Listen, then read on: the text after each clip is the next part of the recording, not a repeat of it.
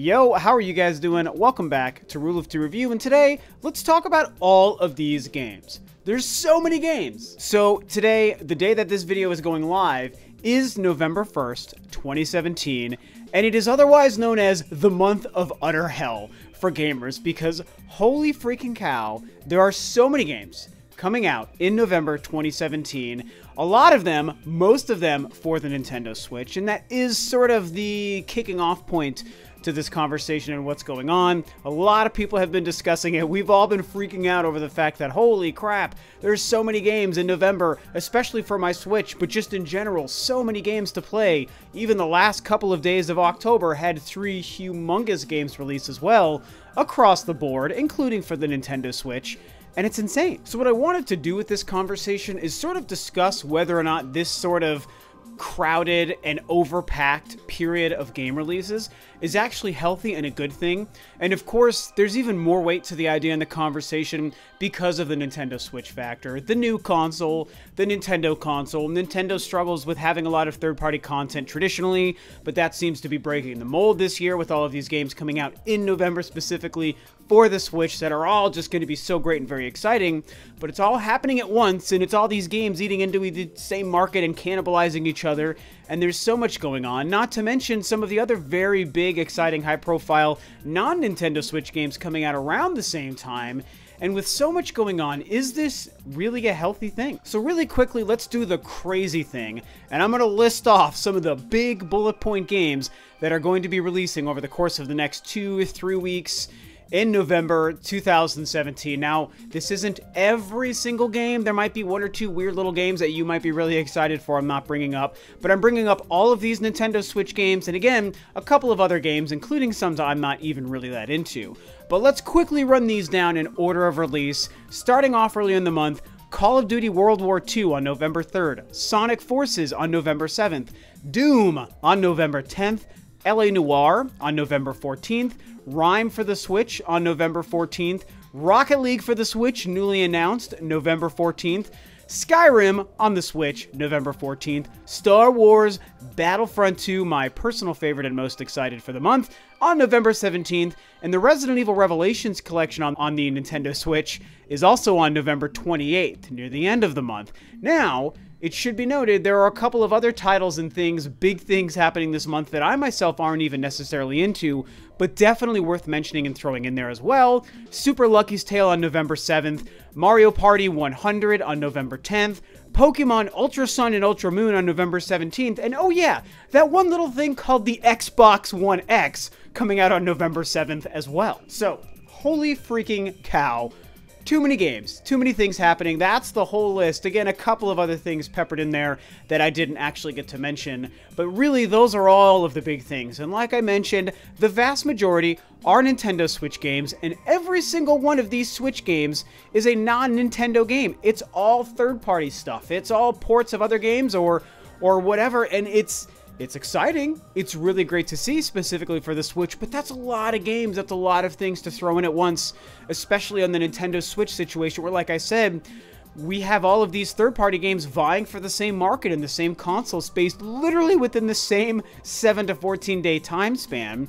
And that's traditionally been a problem for Nintendo, and a lot of us as Nintendo and Switch fans, and also these companies releasing these games, would love to see games like Rocket League and Skyrim and Doom and LA Noire have time to breathe and actually make money and sell on the Nintendo console, so that everyone, Nintendo, Switch gamers, and these developers see a bunch of success and we can hope for more of this stuff in the future. And again, I mentioned a couple of other high-profile third-party games releasing on other consoles as well. Call of Duty World War II and Star Wars Battlefront 2, those are going to be 2 of the best-selling games, not only for the holiday season, but for all of 2017. They absolutely are, and I'm massively excited for both of them, right alongside most of these other Nintendo Switch games.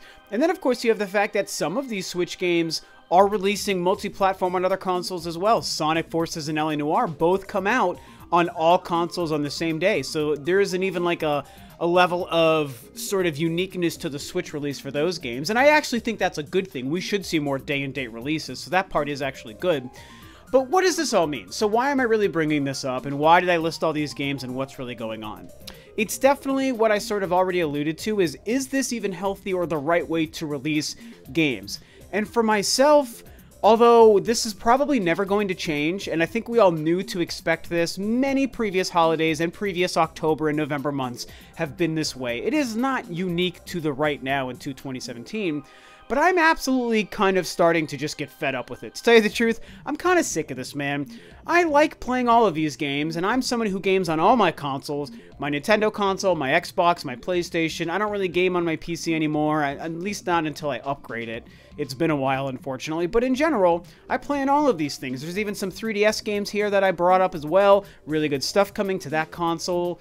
And I just don't understand why they make it so hard for so many people to get to every game at once. Like, why do we have to fight for this ridiculous build-up to just pre-Black Friday? It's this stupid American holiday, ridiculous custom. I don't even know what to call it, a custom or a tradition. It's garbage, and it's like vomit-worthy, in my opinion. This whole Black Friday rush and all this stuff. I mean, deals are great and they're fine, but it really creates a horrible culture, and the video game industry, this is sort of what I see as a byproduct of the gaming industry's response to this custom. And so I'm a multi-console owner, and I love to play and support all three consoles. Many of you guys know that, and I'm sure many, if not most of you guys out there are the exact same way.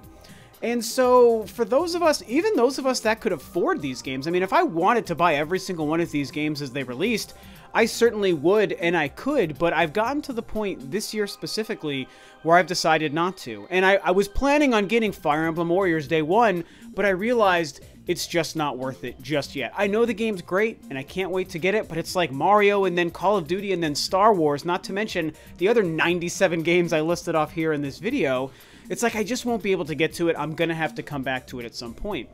And it's frustrating for a lot of us who want to play these games, not to mention, again, coming back to the Switch thing, those of us that want to support these games. I know I've kind of already mentioned this a couple of times, but it really bears repeating, and it's an important factor to this conversation and to this video, that we want to see these games be successful on the Switch specifically. It is a big deal. This is an important year for Nintendo. It is an important time frame for the Switch within its launch year of 2017.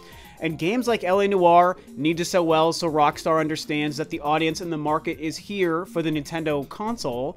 And same with Sonic Forces, same with Skyrim and Doom, obviously. I mean, and so let's end this here by getting into the whole why. The whole why is this happening and why are these decisions being made? And I don't quite know the answer other than the Black Friday thing. Everyone feels they have to rush to get these couple of weeks before Black Friday. Again, basing this off of the United States, where this is common custom. For the rest of the world, I don't even know what it's about. But for the States, it for sure has to do with that.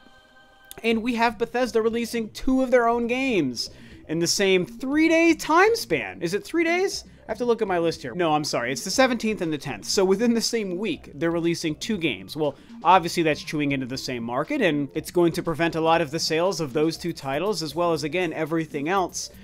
And I think one of the most frustrating things to me, and I even brought this up in a tweet probably like a month ago, is we see this thing where we get to October and we get to November and we have a whole bunch of amazing games that a lot of people want to play, and they're all squished into this tiny little 3 or 4 weeks.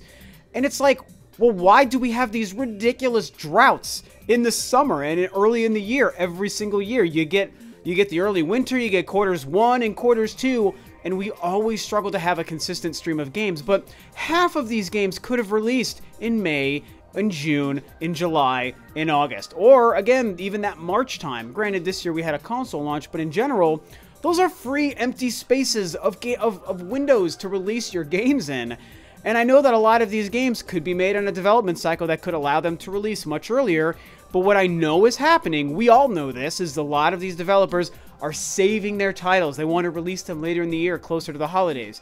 And again, that sounds great, and if there was room for all of these games, I wouldn't even have probably a problem with it, but all of these companies end up all doing the same thing, and when everyone releases all these 13,000 games in the same 2 weeks before Black Friday, does everyone have room for the other games releasing at that time? And I think the answer is no. Honestly, Call of Duty and Call of Duty and Battlefront 2 are absolutely going to chew up the majority of this market. And these couple of Switch games, some of them are going to do okay, sure, but I'm a little bit worried that they're not going to sell as well as they could have if they left time to breathe. Why these games aren't being spaced out, I don't really know. And so, in ending this video and wrapping this up, obviously, this is a first world problem. We all know this. What is the real problem here and the real complaint? Oh my god, so many amazing games to play. God, life is so difficult. What a hard world we live in. And I get that. I'm not blind to the fact that at the end of the day, having so many great games to play is absolutely not a bad thing. But when you look at it from the business decision and you look at it as a gamer and a market consumer, it is very strange and it is frustrating because I A, want to play these games, and B, I want to support these games on the Switch, but I don't have the time. I mean, I have the money, but I don't have the money because I want to be smart with my money. And so being smart with your money isn't buying every single thing that releases, especially when you're not going to have the time to actually take advantage of it. So I don't have the money because I'm not buying 5 games that are going to sit in its cellophane for the next 3 months until I go one at a time. Because even throughout that time, other things and other games are going to release. Heck, in December, Xenoblade Chronicles 2 is going to launch for the Switch, which I absolutely will not miss, and that will take up a lot of time. It's a huge epic game. And then more things even after the new year, so it's just so hard to get to back catalogs. And I think that's just it. I think that's probably a good place to kind of wrap this up. It's a weird thing, it's a weird decision, and to all the developers out there releasing all of these games, if there's any problems with the sales, I hope you realize why.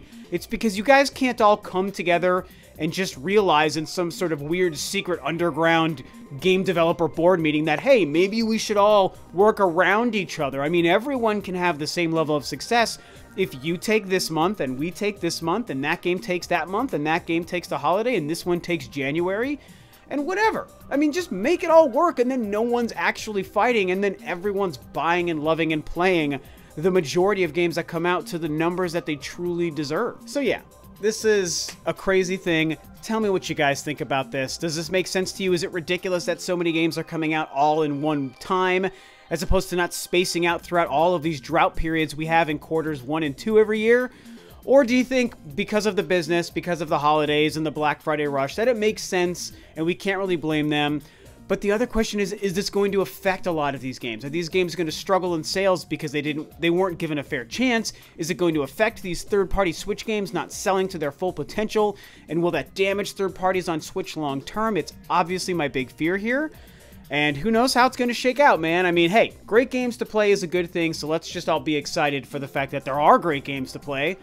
And hopefully you have the chance and the money to run out and buy the ones that you are the most excited for. And that is it. So, thanks as always, of course, for tuning in, guys. This is Rob of Rule of Two Review, and I will catch you next time on another video.